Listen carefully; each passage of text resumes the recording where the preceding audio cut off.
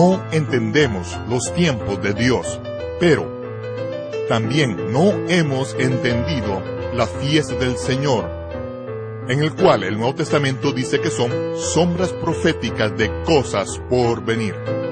Las profecías en las fiestas del Señor, presentado por Michael Root. Shalom, este es Michael Root en el Parque Arqueológico Jardín del Ofel en Jerusalén. Esta es la Torá, los primeros 5 libros de la Biblia, los 5 libros de Moisés. Yahshua el Mesías dijo que estas son las palabras de vida. El apóstol Pablo dijo, estas son las escrituras que nos llevan hacia la salvación. El rey David, que se hizo su propia copia manuscrita, dijo, estas palabras son como la dulzura del panal de miel.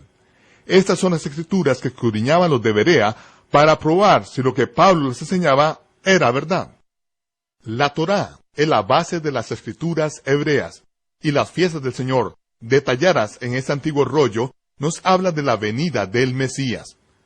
Únase a nosotros en los estudios de televisión de Lester Sumrall, donde esta presentación multimedia de la profecía en las fiestas del Señor fue grabada ante estudiantes de la profecía bíblica reunidos por el Club de la Profecía.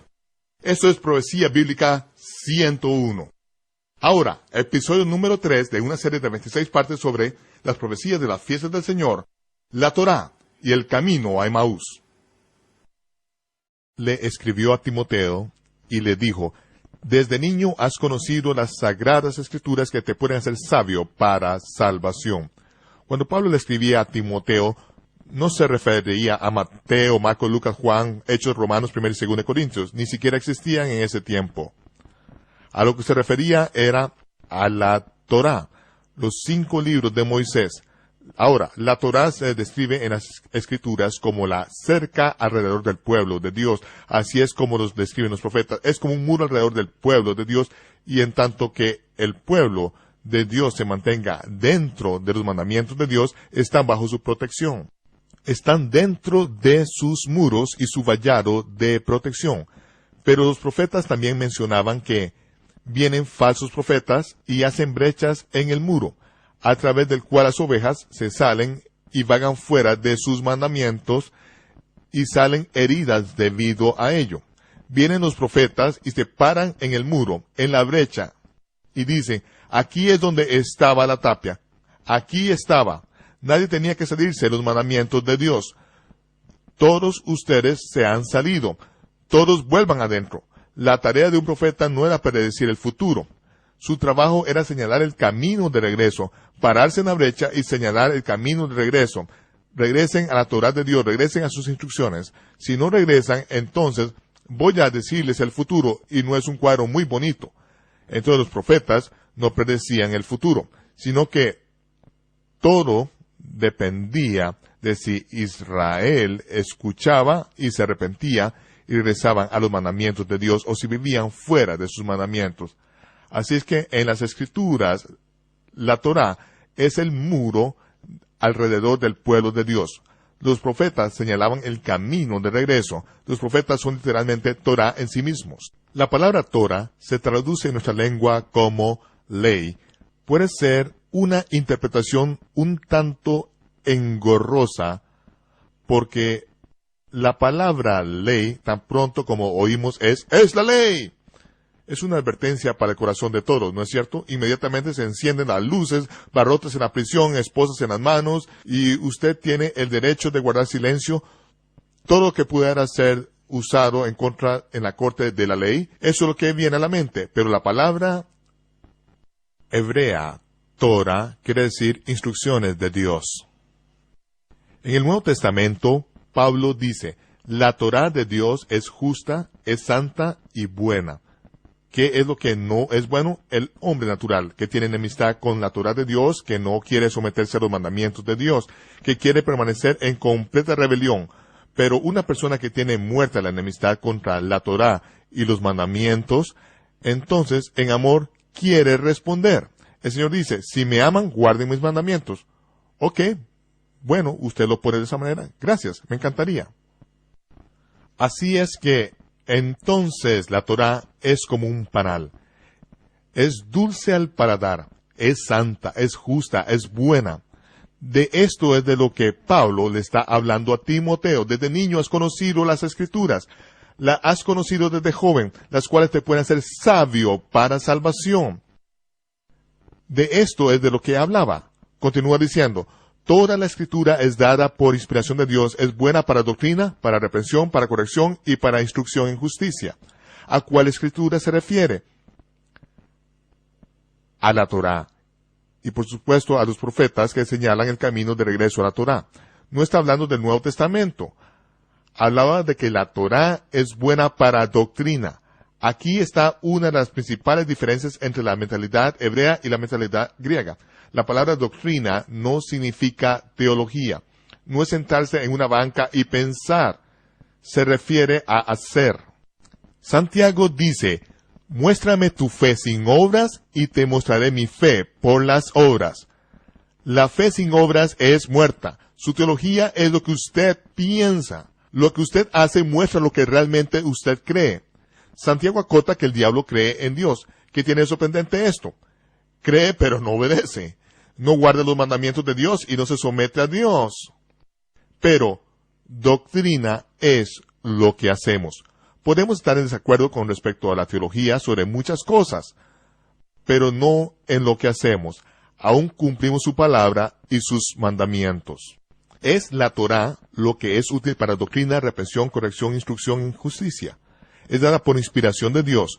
No estoy diciendo que las escrituras del Nuevo Testamento no sean dadas por inspiración de Dios. No se equivoquen, no estoy diciendo eso. Solo estoy diciendo que a lo que Pablo se refería era a la Torá y a los profetas, porque era todo lo que existía. Con eso fue lo que Timoteo se crió. La Biblia dice en los Hechos de los Apóstoles Judíos, en el 17:2, que Shaul razonaba con ellos en la sinagoga con las Escrituras.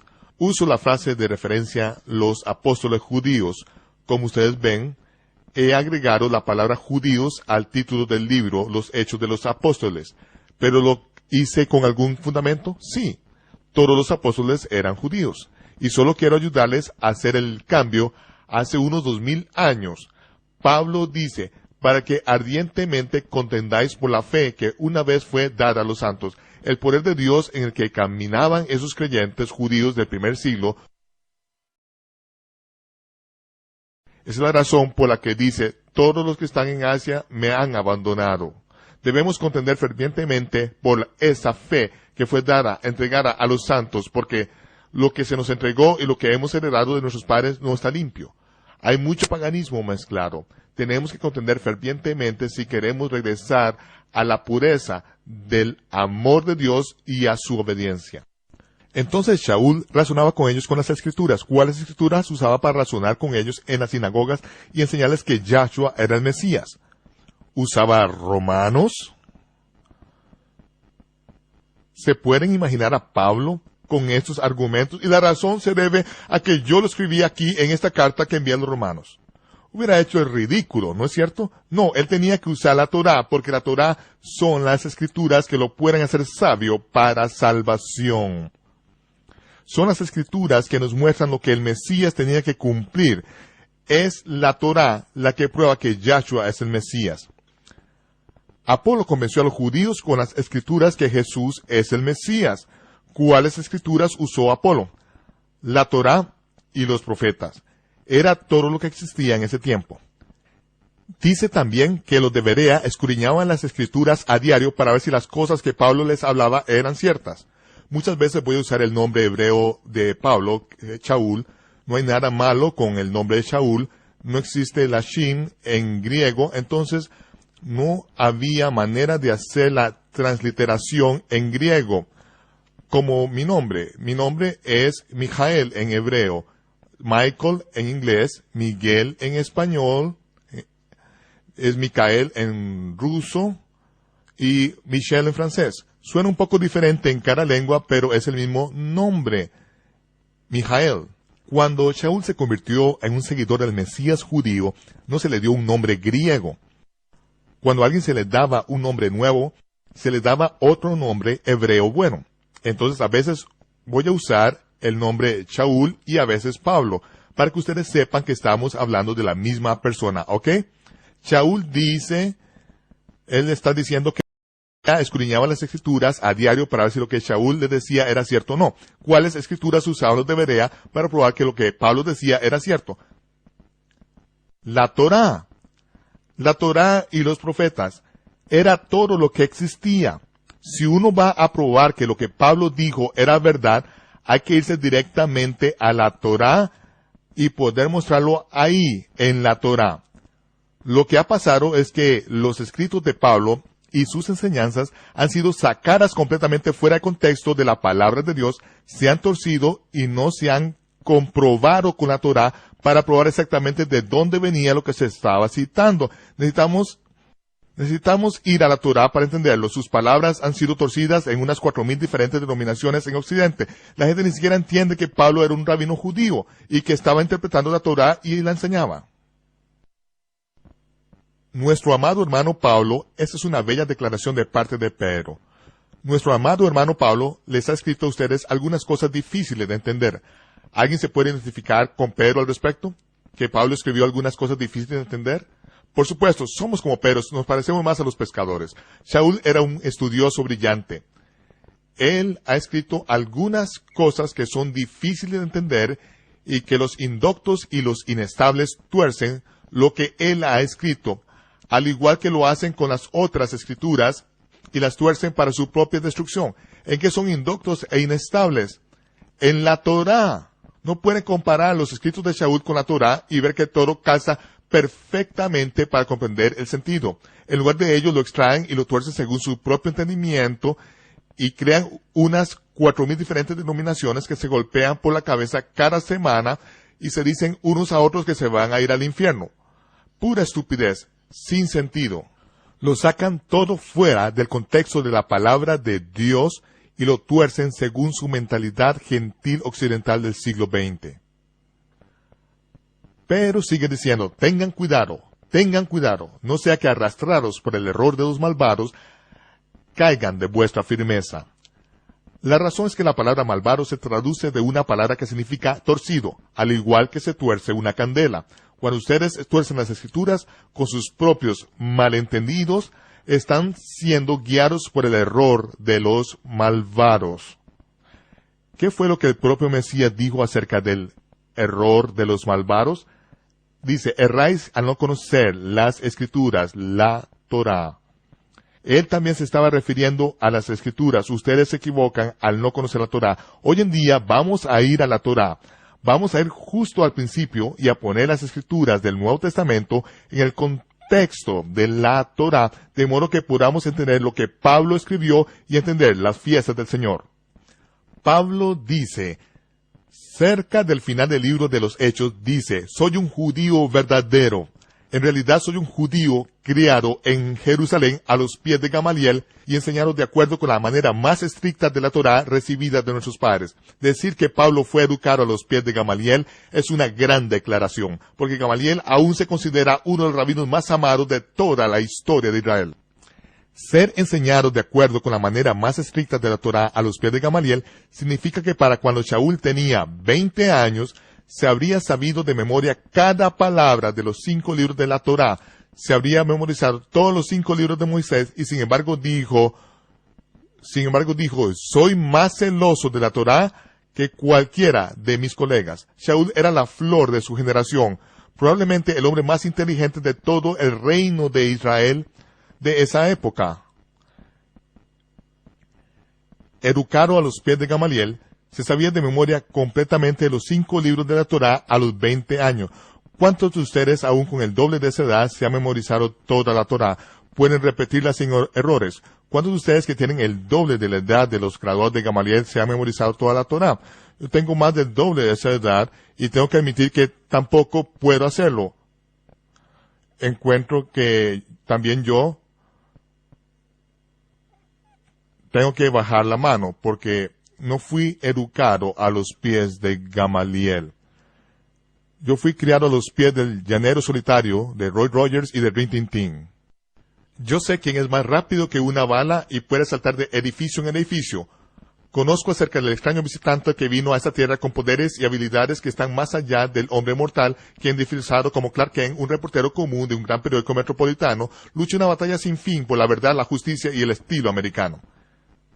En nuestra investigación encontramos que entre los seguidores judíos del Mesías durante el primer siglo, ninguno de ellos gastaba ni una hora a la semana frente del televisor.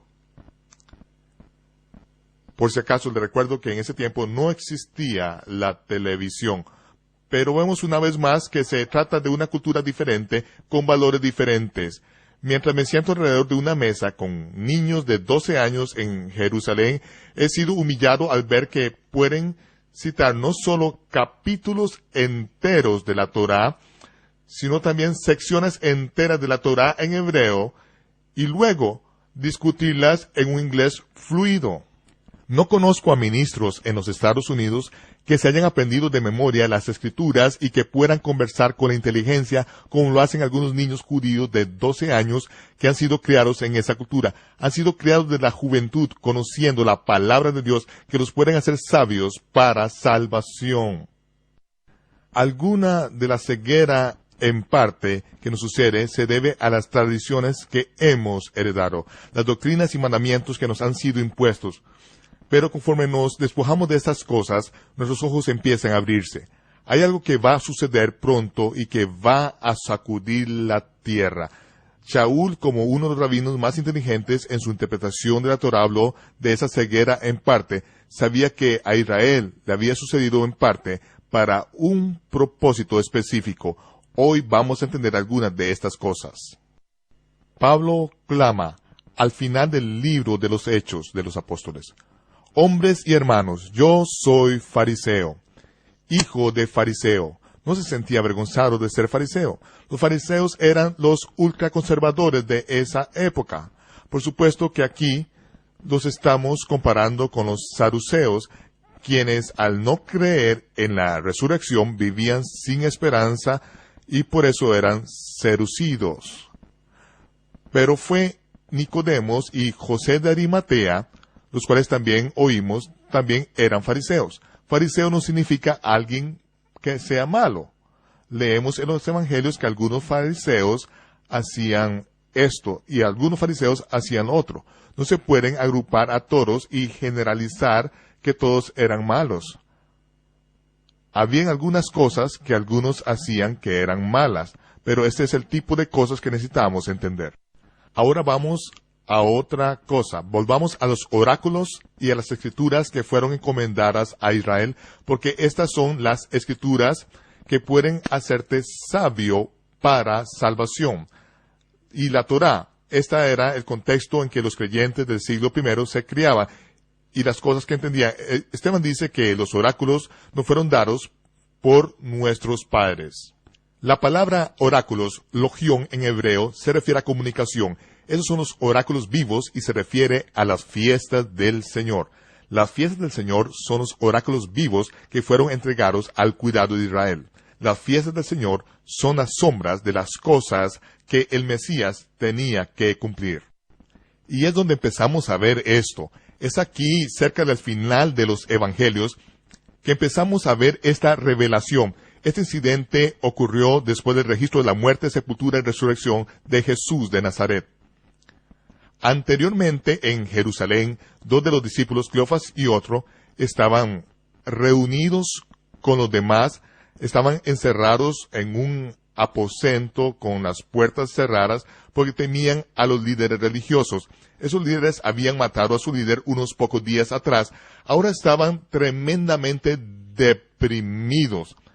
Ellos eran de mediana edad, habían vendido todo, habían dejado sus negocios, dejaron a sus padres, a sus familiares, sus trabajos, le habían regalado todo a los pobres y habían estado siguiendo a Yahshua Nazaret por todo lado. Habían creído que él era el Mesías y ahora sus vidas estaban arruinadas.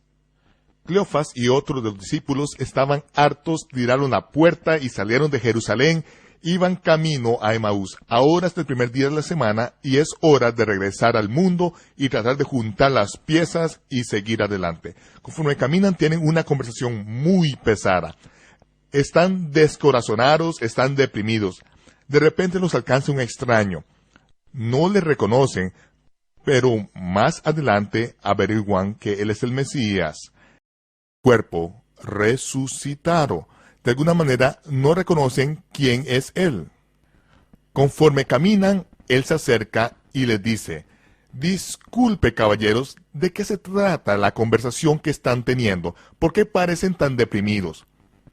Cleofas le contesta: ¿eres nuevo en Jerusalén? ¿No has oído las cosas que han acontecido en estos días? Y el extraño les contesta: ¿cuáles cosas? Haciéndose el que no sabe. ¿Cuáles cosas? Y conforme camina los sigue interrogando, y luego, ¿qué pasó? Y de esa manera extrajo todos los detalles que pudo hacer que ellos recordaran. Bueno, cuéntame más acerca de estas cosas, extrayendo así cada detalle de ellos conforme caminaban. Ellos les cuentan todo lo que había sucedido en esa semana, hasta los más mínimos detalles. Y finalmente, Cleofas, descorazonado, dijo: y nosotros, que confiábamos en él, creíamos que él era el Mesías. A lo cual el extraño respondió: oh insensatos y lentos de corazón para creer todo lo que los Neevim, los profetas, habían dicho. ¿No tenía que padecer el Cristo estas cosas de las cuales ustedes me acaban de hablar para que pudiera entrar en su gloria? Y comenzando de Moisés y todos los profetas, le explicó todo lo que estaba en las Escrituras, las cosas que se referían concerniente a él. En el camino le explicó que todo lo que le habían contado ahí estaba en las Escrituras, como se había cumplido en cada uno de esos detalles. Todo estaba simbolizado en la fiesta del Señor, con detalles que ellos habían estado enseñando todos los años a través de toda su vida. Cuando llegaron a Emaús, se sentó a la mesa con ellos y partió el pan con ellos y le dio gracias.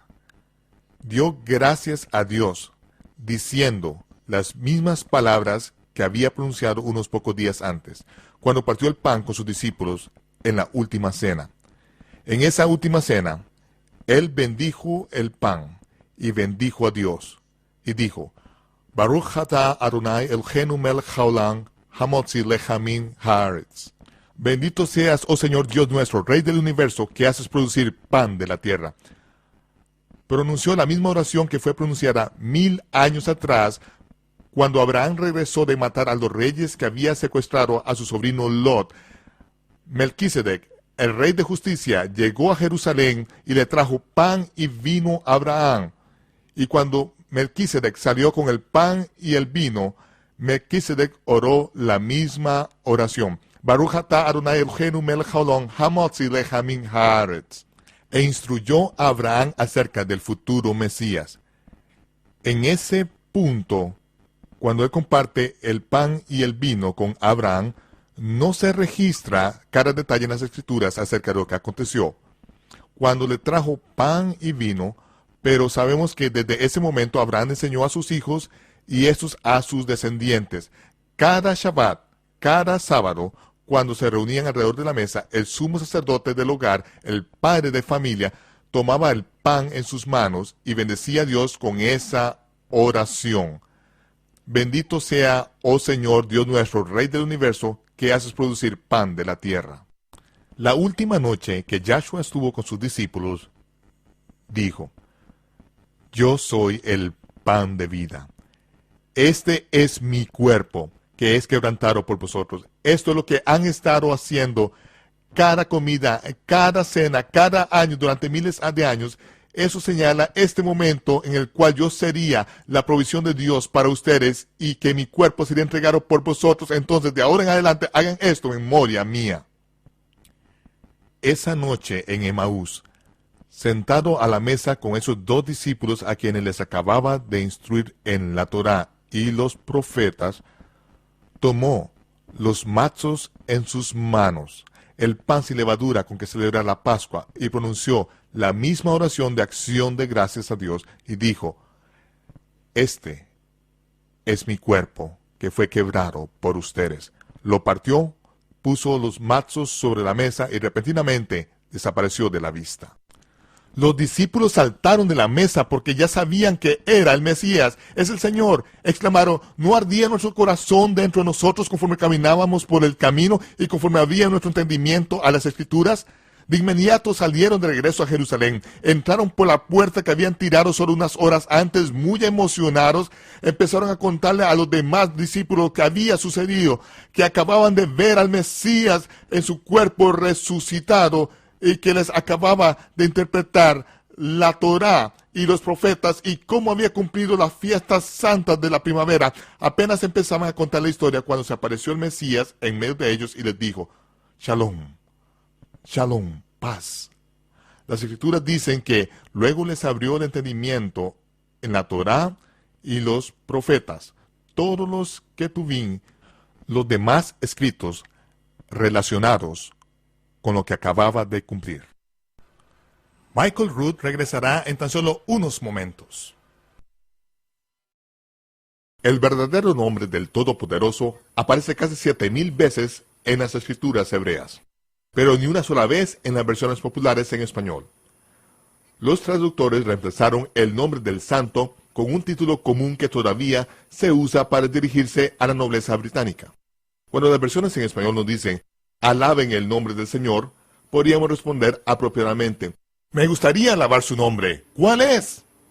Creo que su corazón arderá dentro de usted cuando usted entienda el significado del nombre del Señor.